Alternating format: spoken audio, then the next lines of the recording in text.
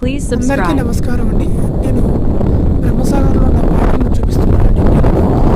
నీళ్ళతో బోట్లు కూడా తిప్పడానికి చూడండి పక్కన వచ్చారు.